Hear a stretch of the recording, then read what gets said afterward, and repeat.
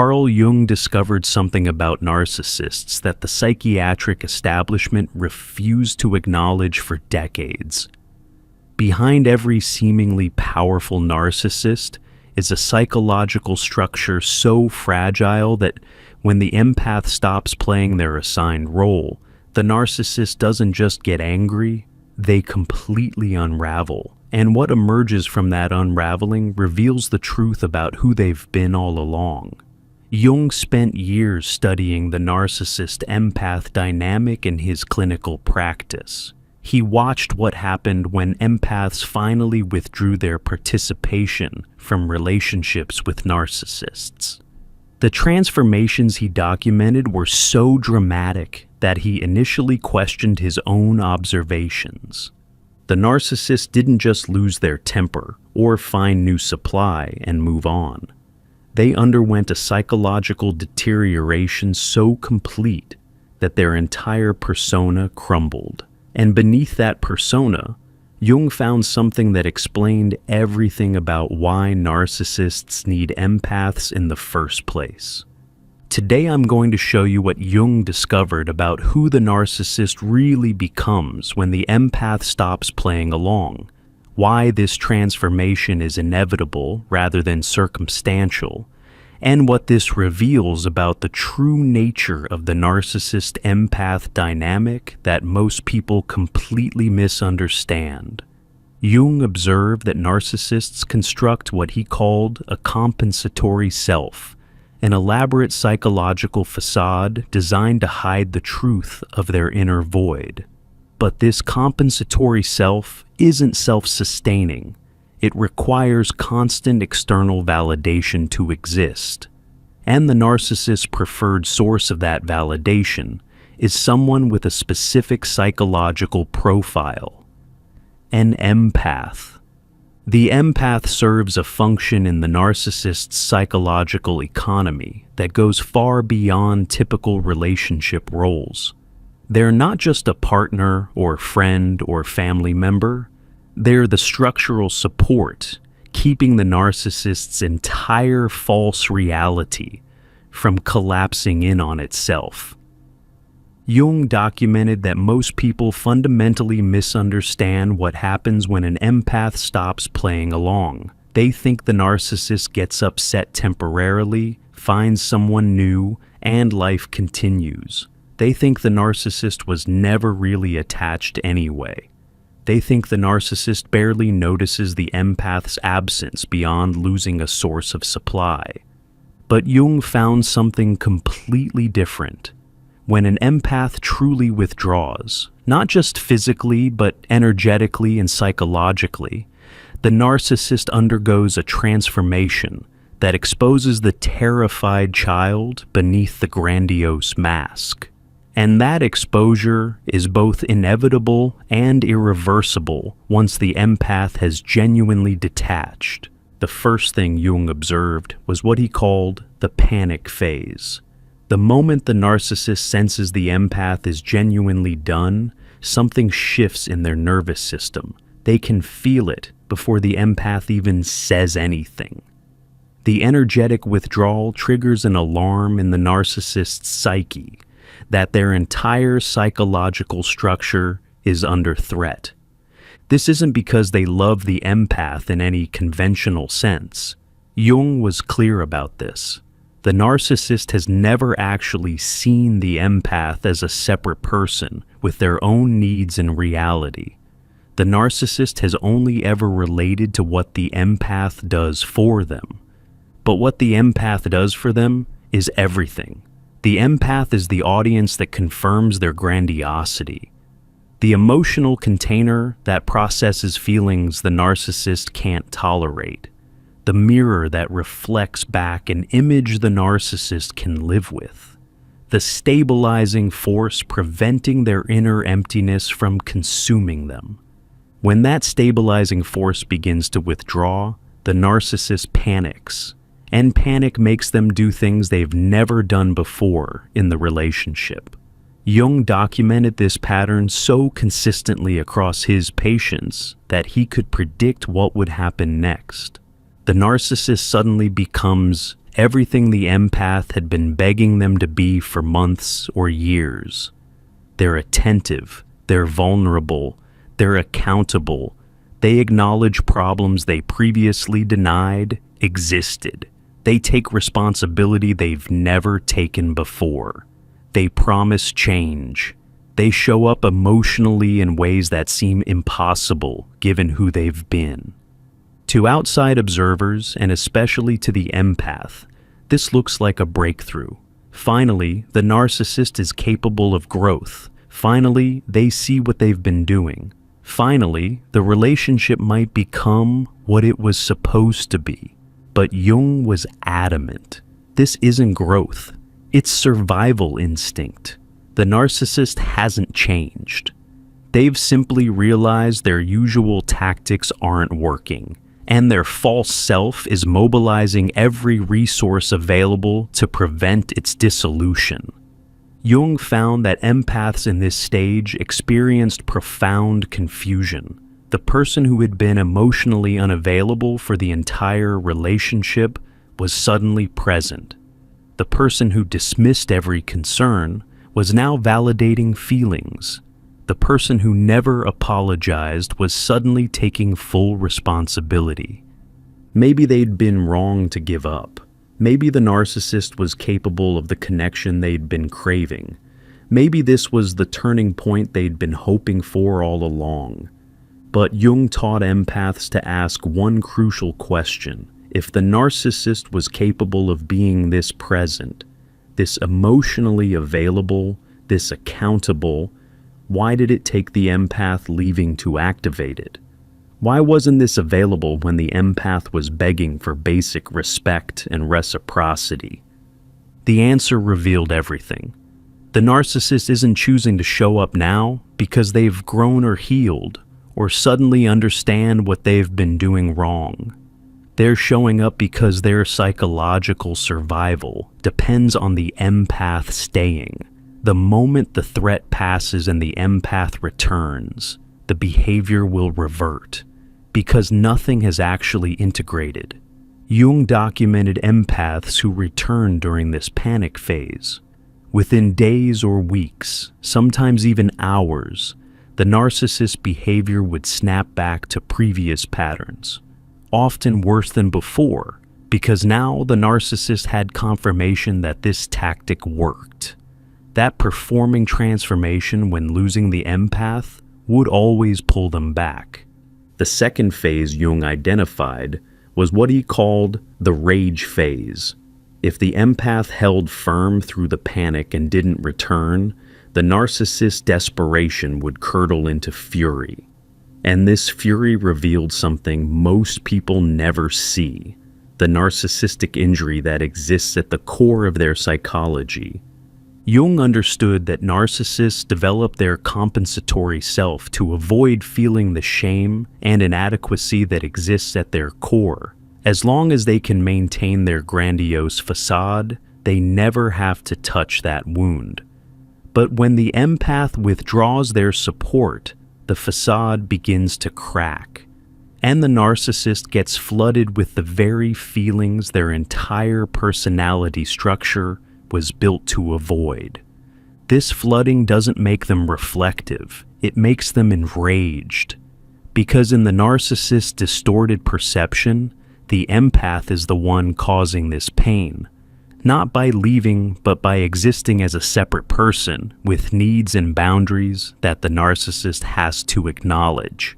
Jung observed that the rage phase manifested in specific ways. The narcissist would begin a campaign of what he called character assassination.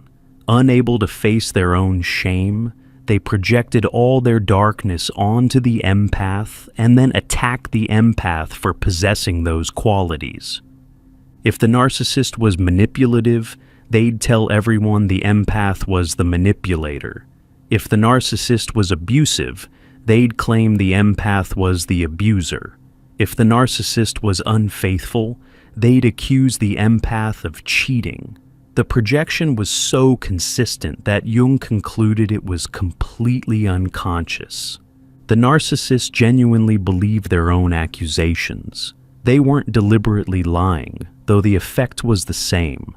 They were perceiving their own shadow in the empath and reporting that perception as objective reality. Unable to integrate their own darkness, they saw it in the person who had withdrawn their light. Jung found this phase particularly devastating for empaths because they watched the narcissist successfully rewrite history. Mutual friends believed the narcissist's version of events. Family members questioned the empath's account. The empath's reputation was systematically destroyed, while the narcissists remained intact. The narcissist would present as the victim. They'd been blindsided by someone they loved. They'd been used and discarded. They'd been giving everything to someone who was incapable of appreciation.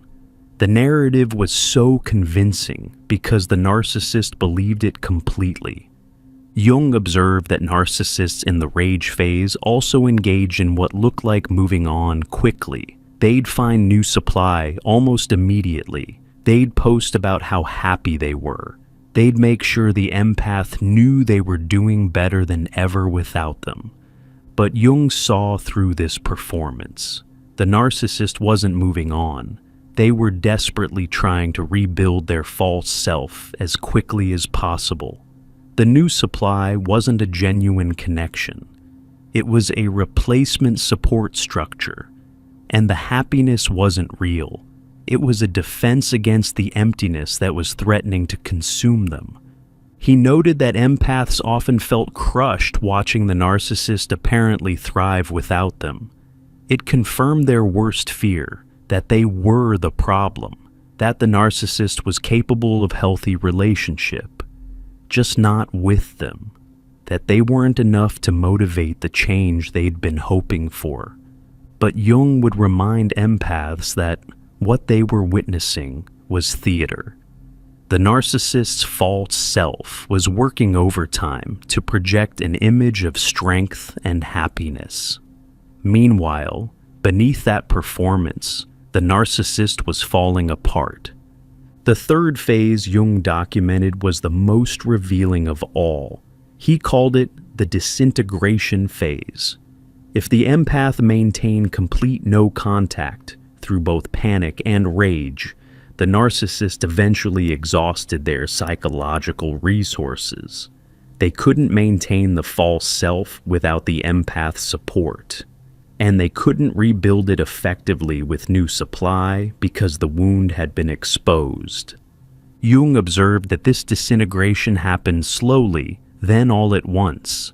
The narcissist would show increasing signs of instability, difficulty maintaining their public persona, erratic behavior that confused people who'd only seen the polished version, visible deterioration in their presentation and functioning. The grandiosity would falter, the charm would slip, the confidence would reveal itself as brittle defensiveness, and beneath all of it was something the narcissist had been hiding from everyone, including themselves: profound shame, inadequacy, and terror. Jung noted that this phase confused everyone who witnessed it. The narcissist who had seemed so powerful, so together, so above it all, was suddenly falling apart. Friends would reach out to the empath, asking, "What happened? What did you do to them? They're not themselves anymore." But Jung would correct this perception. This unstable person is who the narcissist has been all along. The power was borrowed from the empath. The confidence was performance. The grandiosity was compensation for inner emptiness. You're not seeing them become someone worse. You're seeing the mask fall because they don't have the energy to hold it up anymore. During disintegration, the narcissist often turned to substance abuse, reckless behavior, or other destructive patterns. Not because they were mourning the loss of the empath as a person, but because they were trying to avoid feeling the void that the empath's presence had been covering. Jung documented narcissists in this phase sometimes attempting what looked like genuine soul-searching. They'd reach out to the empath with messages that seemed different from previous contact attempts. Messages acknowledging harm without excuses, taking responsibility without justification, expressing understanding of how their behavior affected the empath. These messages often included no requests, not for reconciliation, not for forgiveness, just to be heard. And they sounded genuine in a way the narcissist's communication never had before. Before we continue, check out our new guide, True Self-Discovery, with 24 practical reflection exercises inspired by the teachings of Carl Jung, designed to help you find your way within. Click below to get True Self-Discovery. Jung warned empaths about these messages, because while they might represent genuine realization in the moment, they almost never indicated sustained transformation. The narcissist was having temporary clarity during their disintegration, but moments of clarity don't constitute integration. He taught empaths to distinguish between crisis insight and actual change. Crisis insight happens when defenses collapse and the narcissist briefly sees themselves clearly, but as soon as their system stabilizes, the defenses rebuild and the insight is lost, like a drunk person promising they'll never drink again while hungover, then drinking again the next weekend. Actual transformation requires sustained therapeutic work, consistent self-reflection, willingness to sit with unbearable discomfort for extended periods, and fundamental restructuring of the personality.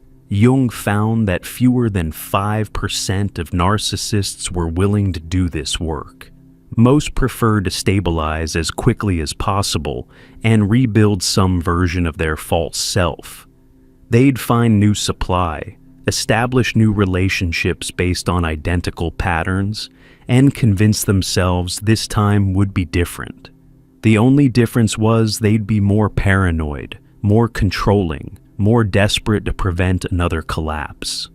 Jung observed something crucial during the disintegration phase. The narcissist would cycle through all three phases repeatedly, sometimes within the same day. Panic would shift to rage, would shift to disintegration, and back to panic, because their psychological structure was in complete chaos without the stabilizing force of the empath. This cycling could last months or even years, depending on how dependent the narcissist had become on the specific empath. Jung noted that the longer the relationship, the more severe the disintegration, because the narcissist had built more of their false self around the empath's participation.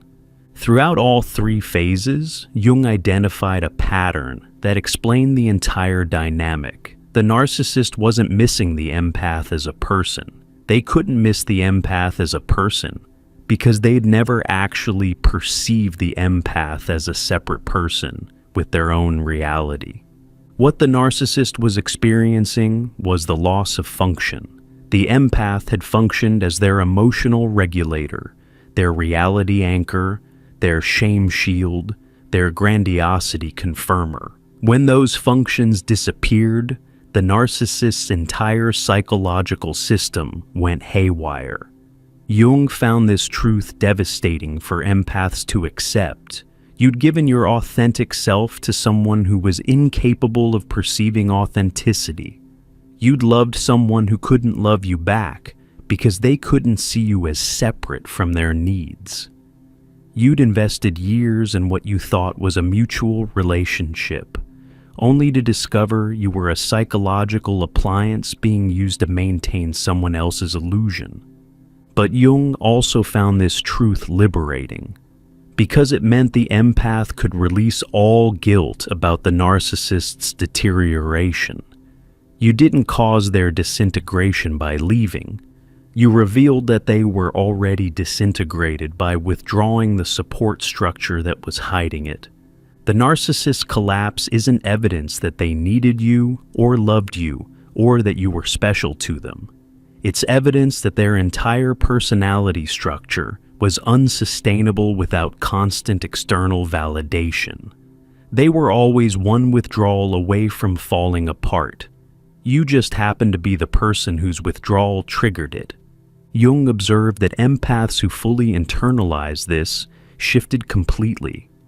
They stopped feeling responsible for the narcissist's well-being. They stopped wondering if staying might have helped. They stopped questioning whether the narcissist could have changed if they'd just been more patient, more understanding, more something. They recognized that the narcissist's trajectory was set long before the empath arrived. Childhood trauma, attachment wounds, developmental failures, these created the narcissistic structure. The empath didn't cause it and couldn't cure it. The empath was just recruited to maintain it for a while. Jung's ultimate insight about who the narcissist becomes when the empath stops playing along was this: they become visible. Not different, not worse, not broken by the empath's departure, just visible for who they've always been beneath the performance. The panic reveals their desperation and lack of genuine emotional capacity. The rage reveals their inability to tolerate being seen as anything less than perfect. The disintegration reveals the void that narcissism was constructed to hide. None of these phases show the narcissist changing. They show progressive failure of defenses that were concealing the narcissist's actual psychological state. Jung emphasized that understanding this doesn't require forgiving the narcissist or feeling compassion for their suffering. The narcissist's childhood trauma might explain how they became this way, but it doesn't excuse the harm they caused or obligate you to help them heal. You can understand that beneath the narcissist's grandiosity is a wounded, terrified child, and still maintain that this person is dangerous to your well-being. You can recognize their pain as real and still prioritize protecting yourself from their behavior. These positions aren't contradictory, they're wisdom.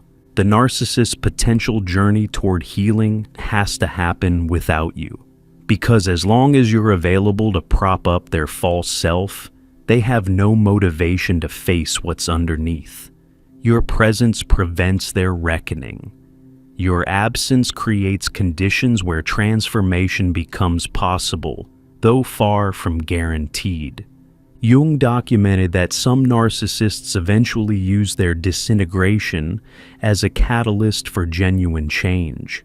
Years after the relationship ended, after multiple cycles of panic rage disintegration with different partners, they'd hit a bottom where maintaining the false self became more painful than facing their actual wounds. They'd enter serious therapy. They'd do the brutal work of integration. They'd slowly build something more authentic than the compensatory structure they'd been operating from, and they'd eventually become different people, more genuine, more humble, more capable of actual relationship. But Jung was clear about two things. First, this transformation was rare. Most narcissists never did the work. They cycled through the same patterns with different people until they died, always convinced the problem was everyone else. Second, even when transformation happened, it almost never benefited the empath who originally left. By the time the narcissist was genuinely different, years had passed. The empath had healed, moved on, built a new life. And Jung found that genuinely transformed former narcissists understood they had no right to re-enter that empath's life. If they reached out at all, it was without expectation, a simple acknowledgement of harm, an expression of gratitude for whatever good had existed, an honoring of the empath's choice to have no contact. These communications didn't ask for anything, because the transformed person understood they'd forfeited the right to ask. But Jung stressed, this level of transformation was the exception, not the rule. Most narcissists who seemed to transform had simply learned to hide their patterns more effectively. They'd become more covert in their manipulation, more sophisticated in their exploitation, better at performing the appearance of change without actually changing. So, if a narcissist returned after apparent transformation, Jung advised extreme skepticism, not cynicism, but healthy doubt. Because the track record shows that most claims of narcissistic transformation are just new tactics in the same old game. If you're an empath who's stopped playing along with a narcissist and you're witnessing their unraveling, Jung would tell you this: what you're seeing isn't your fault, isn't your responsibility, and isn't a reason to return.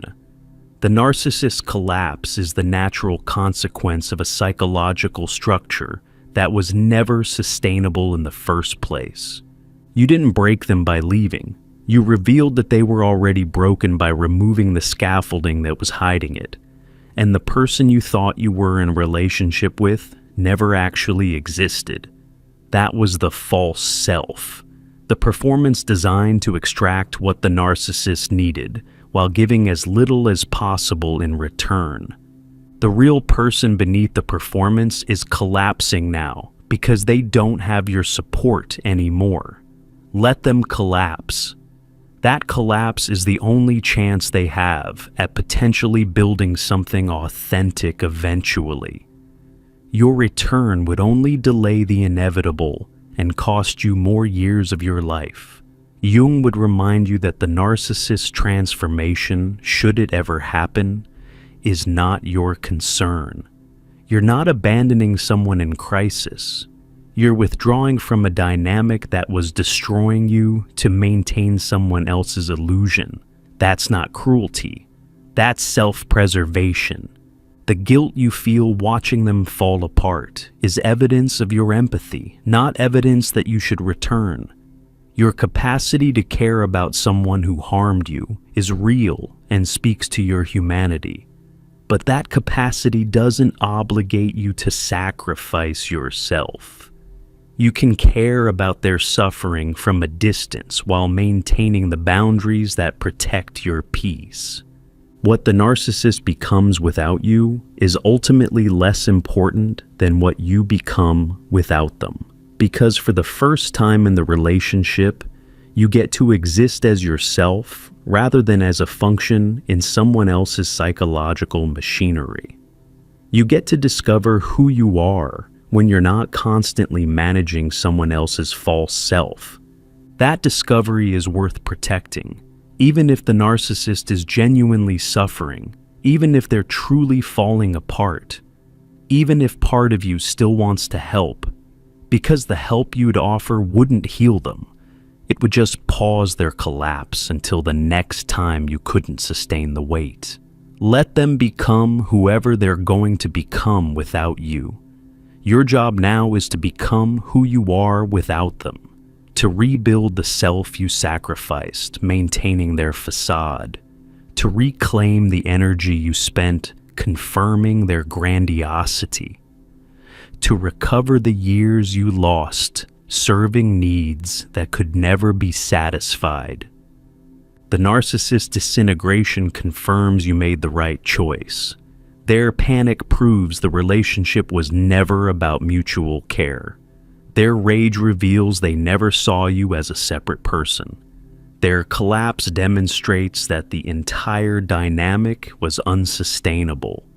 All of it validates your decision to stop playing along. And Jung would tell you, the person you become on the other side of this is worth every moment of guilt, every wave of doubt, every pang of concern about their well-being, because you're finally, for the first time since the relationship began, becoming real.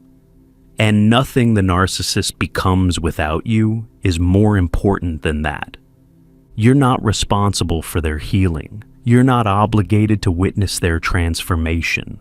You're not required to forgive their harm.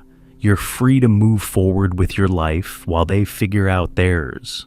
And that freedom is what you fought for when you stop playing along. The narcissist will become whoever they become. That's their journey now.